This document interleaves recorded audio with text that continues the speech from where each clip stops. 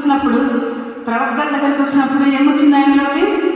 దేవుని ఆత్మ వచ్చింది, బలంగా వచ్చింది. ఏర్పరచబడినాడు, తర్వాత ప్రభువుని ప్రేమిస్తున్నాడు, తను చాలా తగ్గించుకున్నాడు.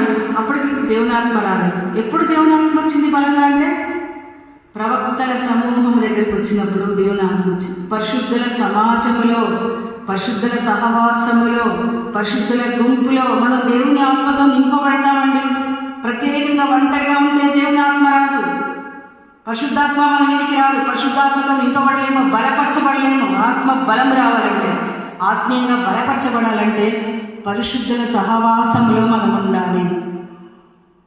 పరిశుద్ధుల సహవాసం ముఖ్యం, సంఘ సహవాసం ముఖ్యం, సంఘంలోకి హత్తుకొని ఉండడం ముఖ్యం, సంఘంలో ఆనుకొని ఉండడం ముఖ్యం. తన ప్రియుని మీద ఆనుకొని అరణ్య మార్గంలో వచ్చునని యువతే, ప్రియుని మీద ఆనుకొని అరణ్య మార్గంలో రావాలి. ప్రభు మీద ఆనుకొని ఈ లోక జీవితయాత్రలో ముందుకెళ్ళాలి. సంఘ సహవాసంలో నిలిచి ఉండి ఆనుకొని మనం ఈ జీవితయాత్రలో ముందుకెళ్ళాలి. అప్పుడే మనం పెళ్లి కుమార్తె సంఘంలో ఉంటాము. మనకి మనం సపరేట్గా నాకు దేవుని ఆత్మ ఉంది, దేవుడు నాతో మాట్లాడుతున్నాడు, నేను ఎక్కడున్నా ఏం కాదు అనుకుంటే మనము మరి దేవుని ద్వారా దూరపరచబడి, దూరమైపోయి ఆత్మ లేని వారంగా మన జీవితాల్లో మన జీవితాలు వ్యర్థమైపోతాయి. గుర్తుపెట్టుకోవాలి. కాబట్టి దేవుని ఆత్మ శక్తితో నింపబడిన వ్యక్తిగా మనం చూస్తున్నాం. దేవుని ఆత్మతో ప్రకటిస్తున్నాడు, ప్రవచిస్తున్నాడు. ప్రవక్తగా మనం చూస్తున్నాం. ఆయన ప్రవచిస్తున్నాడు అంటే ఆయన దేవుడు ప్రవక్తగా కూడా ఏర్పరచుకున్నాడు. సౌలును ప్రవక్తగా కూడా నియమించినాడు.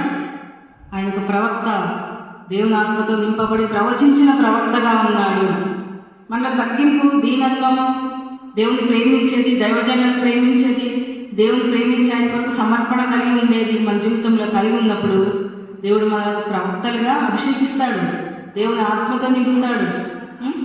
దేవుడు తన ఆత్మను అంత్యదినముల్లో అందరిపైన ఆత్మను ఏమన్నాడు?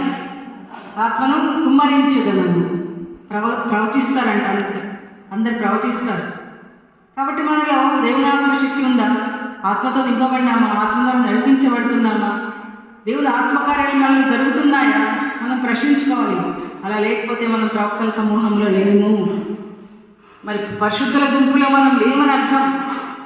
ఆయన గుంపులో, ఆయన సహవాసంలో, ఆయన సన్నిధిని మనం అనుభవించే వారే ఉండాలి. సౌలు జీవితం ఆ రీతిగా ఉంది. తర్వాత చూస్తే మరి అక్కడ ఉన్నటువంటి ప్రజలందరూ కూడా రాజు కావాలని అడిగారు కదా, వాళ్ళకి రాజును నిర్ణయించడానికి అందరిని సమకూర్చాడు సమూయేలు.